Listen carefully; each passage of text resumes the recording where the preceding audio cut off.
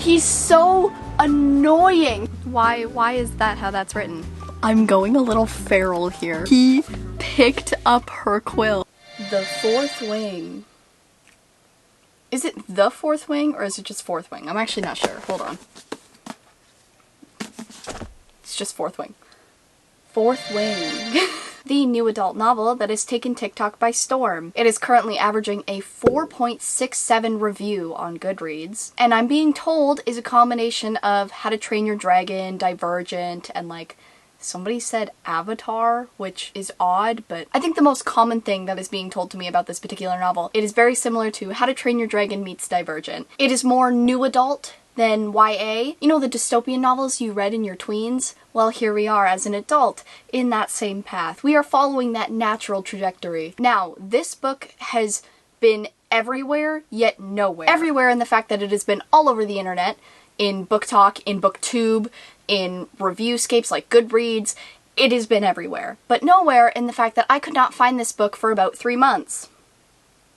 One of those months, I was an employee at Indigo, and I still couldn't find the book at the store that sells books. It just didn't exist. If it came in, it was sold out by the time I got there for a shift. I was constantly answering questions about it, saying unfortunately we don't have it at the moment was a very common thing that I said during my time there. I tried to get it on Amazon twice. Couldn't find it. I went into my little bookstore in the square and I was able to put it on hold, and then it came in within a couple days of that. So I am proud to say I am an owner of the fourth wing. No, not the fourth wing. Fourth wing. I'm gonna do that a lot. May I start off by saying how pretty this book is. I mean, the cover is just absolutely gorgeous. I mean, like a little intimidatingly pretty. I like that she went with gold, like it really stands out as a cover, as well as the fact that, you know, like I like the little dragons and the outlines of the dragons throughout, especially on the side. The siding is really well done. I think it is a very well done book cover, so that always is a plus for me. That can go to my first pro list. Because this is the hardback version, I'm going to check to see if there is an image on the actual book, because oftentimes when a book is in hardback, there's normally, if you take off the sleeve, there's normally something pretty on the front or on the side. So we're gonna have a look, and we're gonna see if maybe there's something. Sorry, I just opened this book for the first time. The map? The map? Are you kidding me? This thing is absolutely gorgeous. I'm not really like someone who normally notices the maps in fantasy books. Do I look at them? Yes. Do I look at them longer than 5 seconds? No. I open up the book, go, oh cool, it has a map, and then start reading. I don't think I've ever actually like stared at the map in order to understand where my characters are.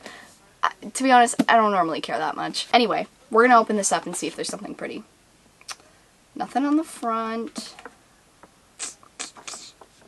Kinda disappointing. I am slightly disappointed. There is nothing on the front. The side is kind of nice. It just says Rebecca Yarros with the dragon, and then it says fourth wing in gold, in the same gold that's on the front. So that's a nice touch, but I'm not overly wowed. You know, beggars can't be choosers. I couldn't find this book for months, so I'm just mostly just happy I have it. So without further ado, let's begin reading Fourth Wing.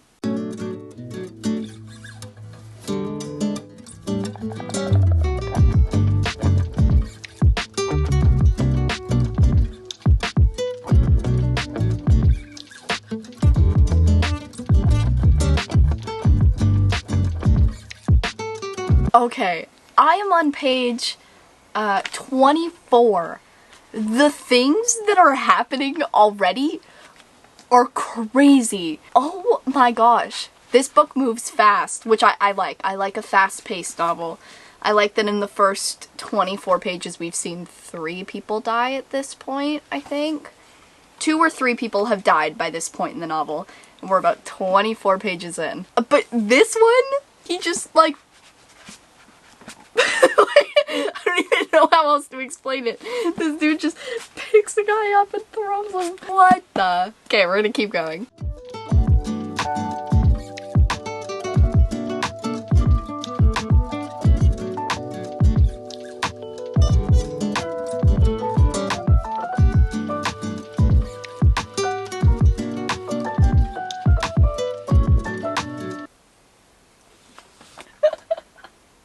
Oh no. Oh shit.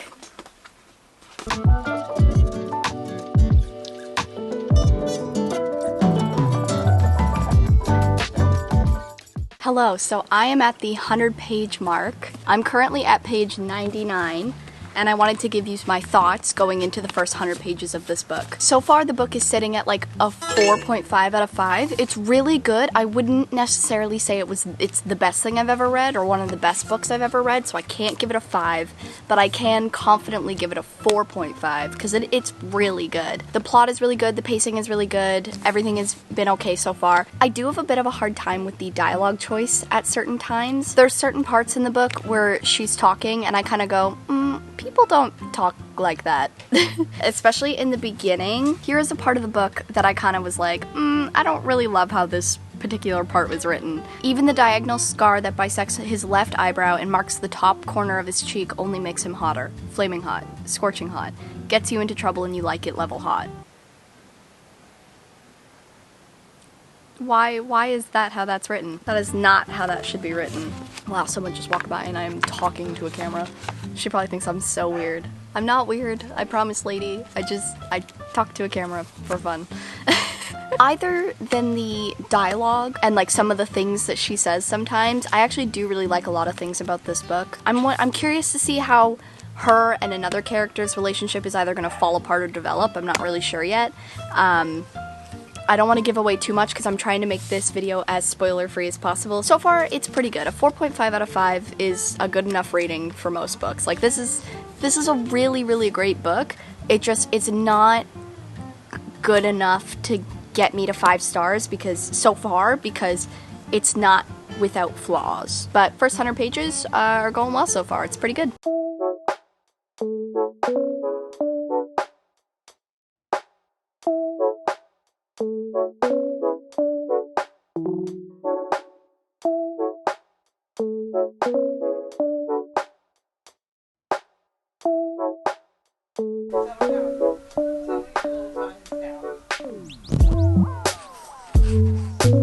So it is about 7:15. I am just shy of halfway through the book. So far my thoughts are, it gets really crazy every once in a while.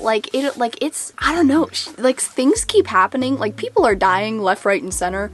In like really kind of borderline horrific ways. The Poppy War was like that.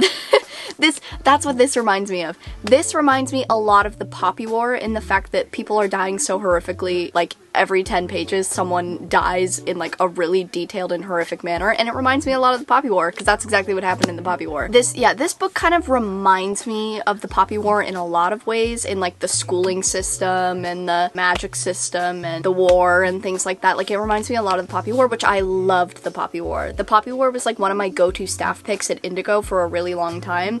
I would always, put my little sticker on it and put it up on the staff pick wall whenever I could. So this is really good so far. Still at a 4.5. Like I said, there are some issues with how some of the characters speak and the writing style sometimes that I can't give it above a 4.5 because those things are sticking with me a little bit. And to me, a 5-star book has to be like perfect in my eyes. Like I can't, if there are no flaws to me in a book, that's a 5-star book. Or if I can like justify it a little bit, like there are cases where I'm like, okay, well I can see why people might not like this, but I like this because, or it's okay because, like that type of thing. And there's just a couple things in the writing style here that I can't I can't go above a 4.5, but a 4.5 is a really high rating. Like this is a really great book so far, like especially that it's kept my attention to read it in one sitting. Like I started reading this at like 2:30, 3 o'clock, and now it's, 20 past 7. Like, that's a very long time to commit to reading one book. I could probably finish it, or like mostly finish it by tonight if I wanted to. I won't, but I could. I am probably gonna keep reading for a little bit longer until I find like a nice stopping point. But at the halfway mark, I think that there's a lot of things that are really great about this book, and I'm really appreciating a lot of things about this book. And so far, I would definitely recommend this to fantasy lovers. Like, this is a really well done book so far. So I don't really love Violet as a character, but like that's okay. Even though she's like the main character, but like that's okay that I don't love her. I'm not gonna be absolutely in love with every single character. Oh, there is a Quinn in this book. There is a female Quinn who has curly blonde hair and green eyes, and I was like, oh my gosh.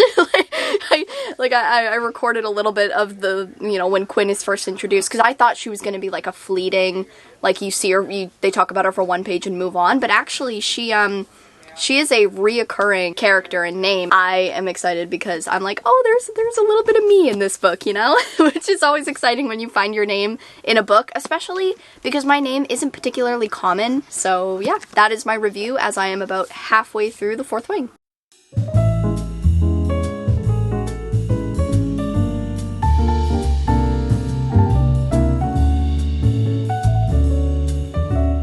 I'm going a little feral here. Look at, he picked up her quill with his like shadowy stuff.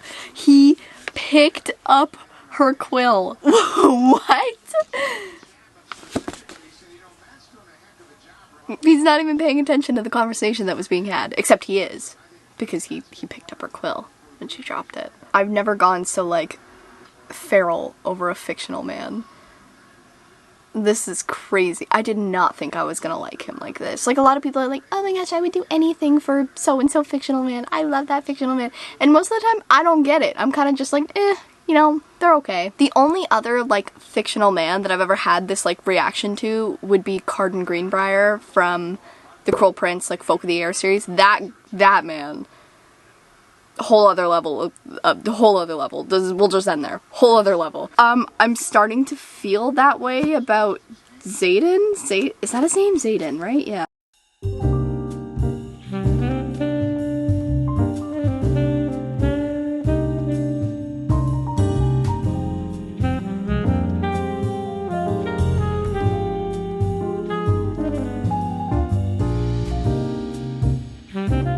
Hello, it is about 10:30 at night, and I still haven't made my bed or anything because I've been just so sucked into reading.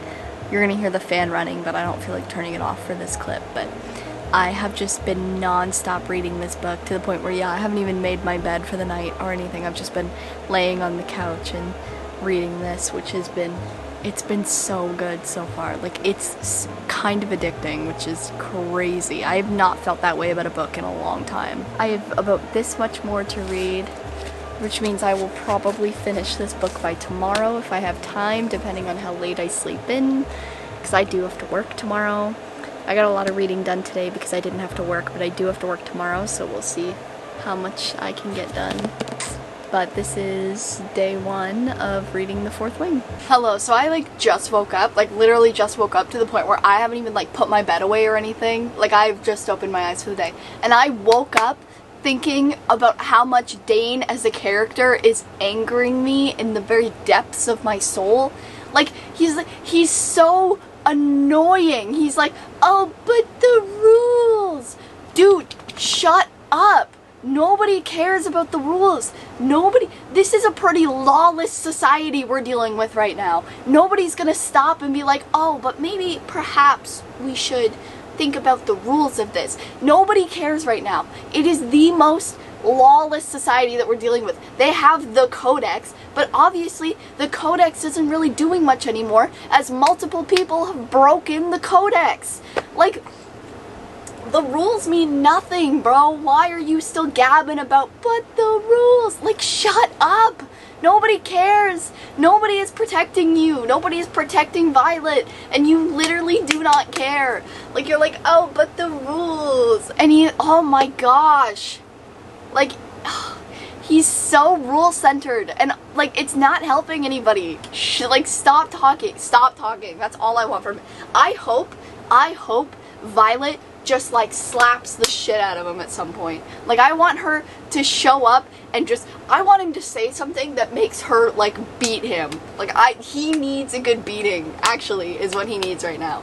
He needs to be shown that, he needs to be shown that he needs to stop talking.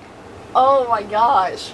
Like, what? Like, what is wrong with you, bro? What do you want? What are you trying to get out of this? Literally nobody is operating to the same rule-following standard that you are. So you're setting you and Violet up for failure repeatedly. Holy, stop talking. You know who he reminds me of? He reminds me of Adam from the Shatter Me series. The fact that he's dangerous and, you know, like, you have to fall. Like, literally, Adam and Dane feel like two sides of the same coin. Like, the first person that she loves until she finds out that, like, they're actually just not the best partner for her and she goes with someone else. Like, literally, Adam and Dane are two sides of the same coin and they're equally as annoying. So, anyway, good morning. As you can see by my hair and by my face and, you know, the clothes I'm wearing, I did, in fact, just wake up for the day. And that's, like, literally I woke up and I, like, opened my phone and I was gonna go do something and I was like, oh my gosh. And I thought about a scene in the book. He needs to stop talking. Anyway, good morning. Hi, it is, oh my god, it's so, I don't think there's anybody here, but if there is, this is so awkward. It is the next day. I spent most of the day just like, I haven't done any reading yet. I spent most of the day just relaxing and stuff, getting ready for work. I work today. But I am gonna go have a swim and a shower and do that, and maybe I'll do some reading before dinner and before I go to work, so. This is actually the first time I've ever been in here when it's completely empty. Normally there's at least one person in here, sometimes more.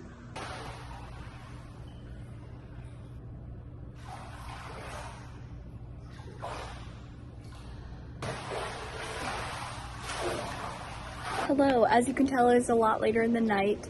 I didn't get any really chances to read. Right after I went swimming, I did have to go and get ready for work, and then I went to work and I came home, made myself some food, hung out with my Nana for a little bit, and now it is 11 o'clock, so I am very tired, so I am gonna go to bed. So I didn't really get to do any reading today. Hopefully I will read tomorrow before work. I'm still about 2/3 of the way through the novel and I still am thinking about it in the back of my brain. It's still spinning back there.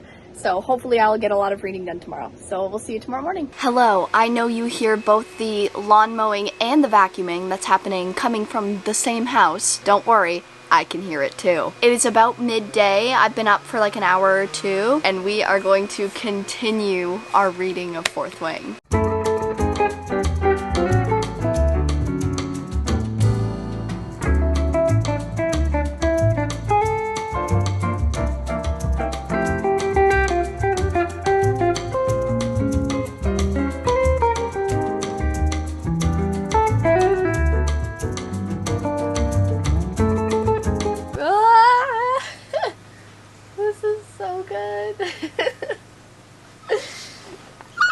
Okay.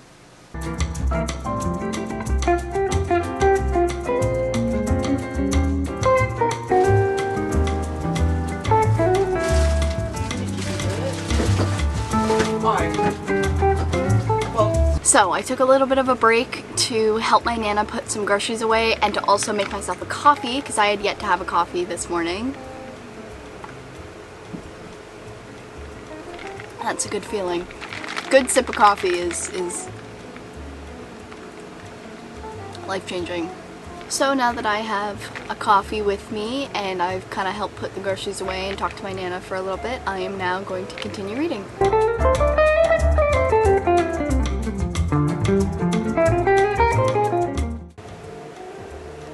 Oh shoot. I was like, what is that buzzing?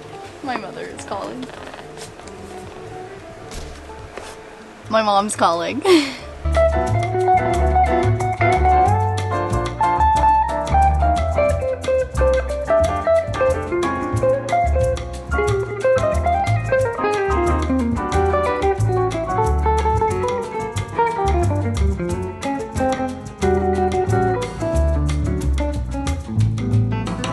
So apparently my camera has completely run out of storage, so I had to grab a new SD card, but I just wanted to let you know that I have finished the Fourth Wing. Unfortunately, I don't really have a lot of time to talk about it. I have to get ready for work, but I think maybe either after work today or potentially tomorrow, I will find a time to talk about it and give you my pros and cons and the whole review and all that. So we'll talk about it later. See you then. So it is a little bit dark. It's like 9 o'clock at night, so we are like running out of sunlight. So we're gonna do this really fast. As you know, I finished the Fourth Wing, or just Fourth Wing, I finished it last night, so I wrote a pros and cons list, and we're gonna go over that today. And so I'm gonna set that up right there so I can look at it, just so I know what I'm talking about a little bit. So I gave this book a 4.5 out of 5 stars, which is really good, and it was almost a 5-star read. Oh, it was so close to being a 5-star read. There were just a couple things that I disliked enough that I couldn't give it a 5-star. Like, I couldn't be comfortable giving it a 5-star knowing that there were some things that I didn't particularly love. So we'll start off with the pros. So the first thing that I loved is just the story itself was just a really cool idea. Like the whole like factions and things like that. With dragons and everything. Like the whole idea was really well done. The other thing I really liked, the pacing was really easy to fall into like a rhythm with the book. Like it was very rhythmic, which I appreciated, and it kept me engaged for the whole time, which I love. The characters were super interesting. There was a character named Quinn, and she had a pretty good part in the novel, which I loved. I was like, oh my gosh, there's a girl named Quinn. Like, I was so excited about that. But the characters were actually super interesting ideas and things like that. I did have some problems with some of her characters, but we'll get into that later. There were a lot of scenes throughout the book that had me like smiling or like kicking my feet, kind of giggling, being like, oh my gosh. Like there were so many scenes in the book where I had to stop reading so that I could like smile and just like stare up at the sky. Like there were so many times that happened in that book, which I love.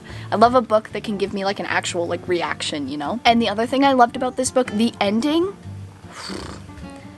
has me hooked for book 2, which is hard to do. There are a lot of times where I'm like, yeah, love the book, I gave it a 4.5 or I gave it a 5, but I'm not really interested in reading the second one.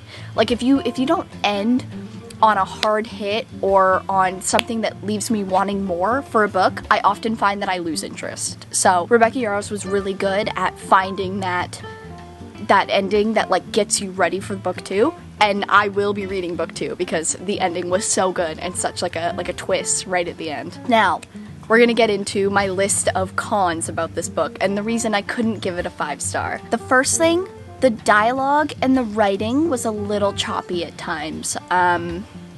There were some things that I didn't love in the way that she wrote out stories and how she wrote the inner dialogue in our main character's head. There were some things that I kind of was like, I don't know how I feel about this. I don't really know if I love this. Some of the language she uses wasn't my favorite. Like there were some things that she wrote that I kind of was like, nobody talks like this. And I talked about that earlier, that I was like, I have a problem with some of her language choices. So that was like the first major thing that I kind of went, I don't know if I can give this a 5-star just because some of the writing was a little cheesy almost. I kind of was like, I don't know how I feel about this. Another thing that I didn't love is that some of the characters, while interesting on surface, some of them lacked depth and complexity, and there were some characters that felt very one-dimensional or one-sided, and I wanted a little bit more from them.